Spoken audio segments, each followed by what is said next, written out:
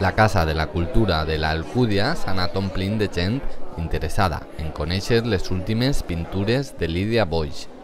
Escales amunt, un conjunt de quadros de gran format donen la benvinguda a la sala on es troba exposada l'obra de l'artista alcudiana. Domina a la perfecció tècniques i estils que resulten ben diferents, però sempre ho fa amb una personalitat pròpia i amb un estil molt particular, tant quan pinta un paisatge, com quan fa un retrat o quan fa bodegons, que és l'últim que està experimentant últimament.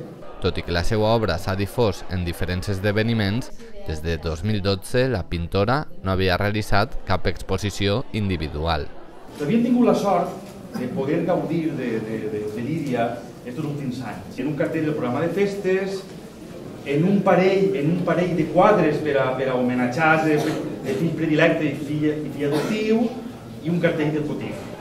Així, el nombrós públic assistent ha pogut veure una recopilació d'una cinquantena de peces que formen part del treball que Lídia Boix ha realitzat en els últims anys. Un conjunt d'olis i aquarel·les que es mouen en una gran diversitat estilística i temàtica.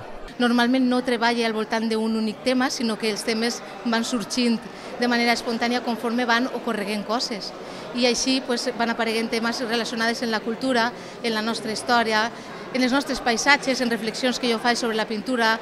El títol de l'exposició, L'origen de l'abstracció, explica l'evolució d'esta pintura figurativa que es declara admiradora de les diferents corrents artístiques i que aborda temes relacionats amb la cultura, la història i les tradicions. Descriu un poc el moment pictòric en el que me trobo des de la figuració, investigar també altres maneres d'expressar-me, combinant materials inclús. Amb un estil academicista, Boix s'atreveix amb el retrat i les il·lustracions, les natures mortes i els paisatges.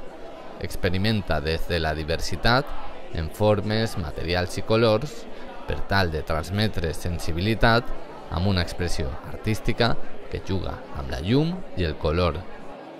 L'exposició es pot visitar fins el 31 de maig.